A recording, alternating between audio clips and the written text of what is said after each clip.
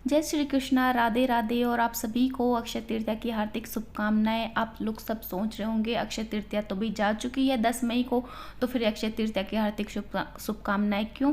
तो इसलिए क्योंकि हमारा अक्षय तृतीया वाले दिन अचानक से प्लान बना था बांके बिहारी दर्शन के लिए जाने का, वृंदावन जाने का।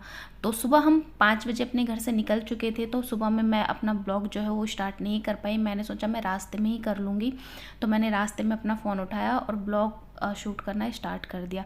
तो हम पहुंच चुके हैं वृंदावन। हम 6 बजे बिल्कुल वृंदावन पहुंच चुके थे, और 6 बजे से जो पहले गाड़ी अंदर एंट्री हो चुकी है वृंदावन में, वो हो चुकी है। नहीं तो बिल्कुल भी एंट्री नहीं थी वृंदावन में गाड़ी की, और रिक्शा भी नहीं चल रहा था उस दिन। बहुत ज़्यादा भीड़ थी, बहुत ही ज़्यादा, जिससे कहते हैं ना अनलिमिटेड भीड़, इतनी भीड़ थी। जय श्री कृष्णा, राधे राधे, राधा वल्लभ श्री हरिवंश। तो हम पहुंच चुके हैं वृंदावन, मेरो वृंदावन। तो हम केली कुंज के सामने हैं, और ये है पार्किंग वाला एरिया। तो हमने यहीं पे गाड़ी खड़ी कर दी अपनी,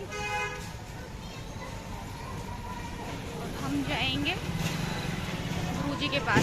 यहाँ पे ब्लॉगिंग नहीं हो सकती क्योंकि बंदर का डर रहता है, और बांके बिहारी के वहाँ पे बहुत रश है, आज बहुत ज़्यादा भीड़ है।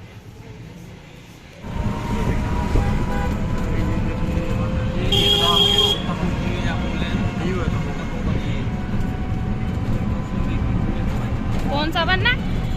अच्छा, हमारी लाइफ में ना ये होता है कि हमने कभी नहीं सोचा था कि हम अक्षय तृतीया वाले दिन बांके बिहारी जी के दर्शन के लिए जाएंगे, लेकिन अचानक से उन्होंने हमें बुला लिया और हम चले गए। तो ये देखो, आज भीड़ जबरदस्त है, ब्लॉगिंग नहीं कर सकते। बंदर बैठा है वहाँ पे चश्मा लेके, ये देखो। आज लाइन से आज लाइन से जाना है। आज व्यवस्था बहुत अच्छी है, सुविधा बहुत अच्छी है।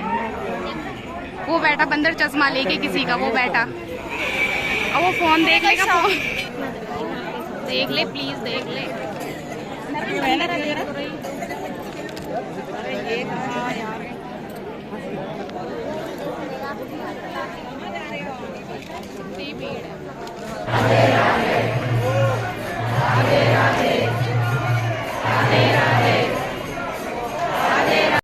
बांके बिहारी के दर्शन हमने कर लिए हैं, और काफ़ी अच्छे तरीके से दर्शन हुए हैं हमारे।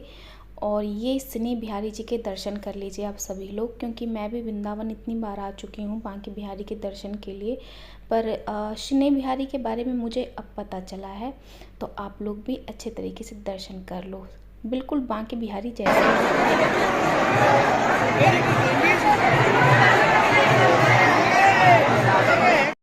तो दर्शन के बाद अचानक से ही हमारा प्लान बना कि चलो भांडी वन चल रही हैं। तो बहुत मन था मेरा भांडी वन जाने का, लेकिन मुझे ये नहीं पता था कि इतनी जल्दी कृपा बरसाएगी हमारी श्री जी कि भांडी वन बुला लेगी हमें। तो हम लोग पहुंच चुके हैं भांडी वन, जहाँ पे राधा रानी और श्री कृष्ण भगवान का विवाह हुआ था। और यहाँ पे हम ब्लॉग शूट कर सकते हैं। बिहारी जी के वहाँ पे ब्लॉग शूट नहीं कर पाए।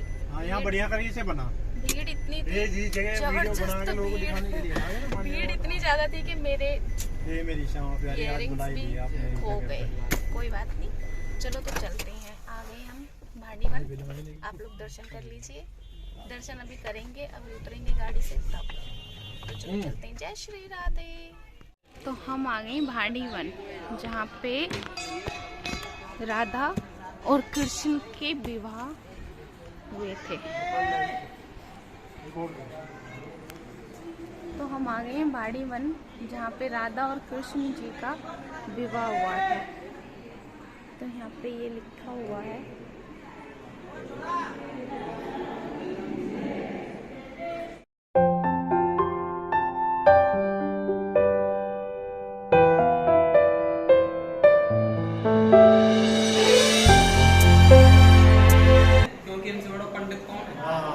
तो यहाँ पे ब्रह्मा जी जो हैं वो विधि जो होते हैं, जो भी मंत्र होता है विधि विधान से यहाँ पे मंत्र पढ़ रहे हैं। और ब्रह्मा जी ने ही हमारे कृष्ण और राधा जी की विवाह की थी। तो यहाँ पे ये देखो आप, और कन्यादान भी कर रहे हैं, और कन्यादान भी कर रहे हैं। तो हमारे और बिल्कुल ऐसे लग रहे हैं सच में ही शादी हो रही हो। मुझे देख रहे हो क्या? नाम है राधा। तिरछी नैनों से।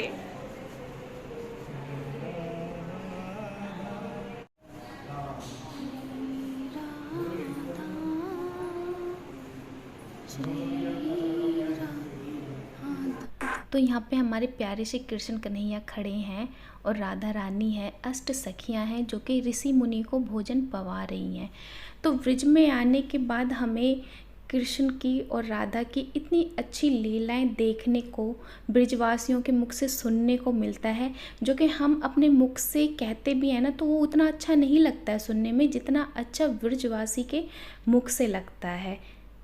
भैया बताएंगे लीला क्या है यहाँ? यहाँ पर बच्चासुर नाम का एक राक्षस आया था। तो यहाँ भगवान गाय चराती थी, तो वो बछड़ी के रूप में आया था यहाँ पर। तो वो ग्वाल वालों को, गैयों को परेशान कर रहा था। तो ग्वाल वाल बोले कन्हैया से जाकर, कन्हैया देखो कोई राक्षस आया है, हम लोग को परेशान कर रहा है। तो कन्हैया ने देखा ये तो कंस का भेजा हुआ राक्षस है। भगवान ने उसको मार दिया। तो ग्वाल वाल बोले कन्हैया से, कन्हैया आपने गौ हत्या कर दी, पहले आप सारे तीर छो के आओ। तो भगवान ने बोला सारे तीर छो के काफ़ी टाइम लगेगा, आप कहो तो यहीं पर कर दें। तो इसको अपनी बंसी से खोदा, सभी तीर छो को यहाँ बुलाया।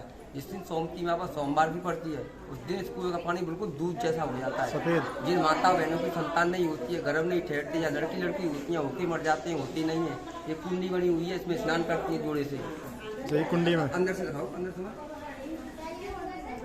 इस कुंडी में जोड़े से स्नान करने से संतान की प्राप्ति हो जाती है। स्वास्थ्य लगाई जाती है सामने। हाँ, सामने स्वास्थ्य लगाई जाती है मनोकामना के लिए। स्वास्थ्य का, अच्छा गाय के गोबर से सामने स्वास्थ्य। ठाकुर जी का सिरा लगा हुआ है, भगवान का।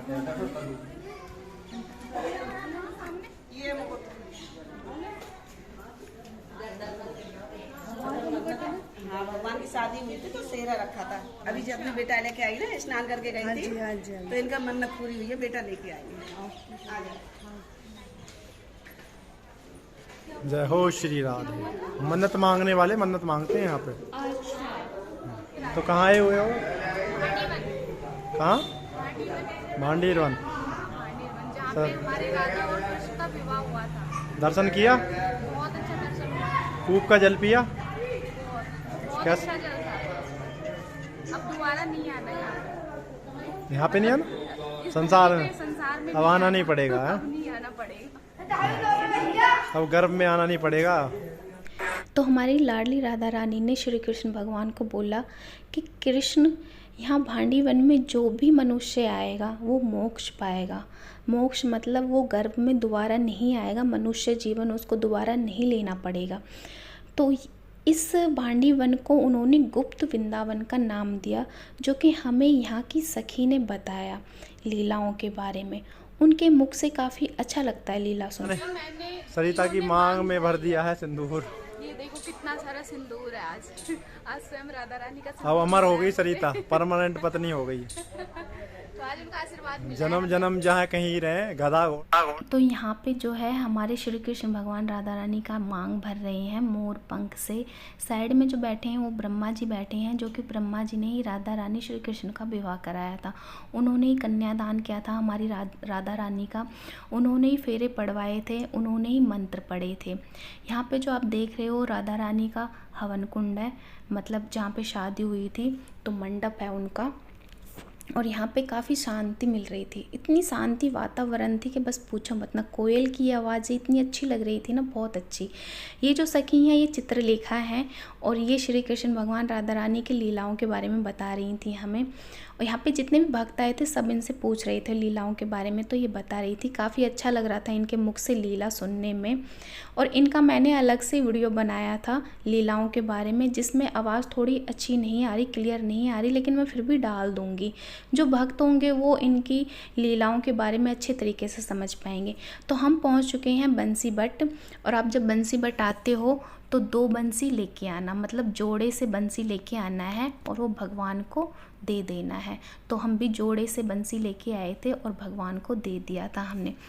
तो हम वृंदावन के लिए आए थे, बस बांके बिहारी के दर्शन के लिए, लेकिन हमें नहीं पता था कि श्री जी हमें भांडी वन बंसी बट भी दिखाएंगी। लेकिन सोचा था हमने, बंसी बट के बारे में तो नहीं सोचा, लेकिन मैंने भांडी वन के बारे में ज़रूर सोचा था कि मुझे दर्शन के लिए जाना है।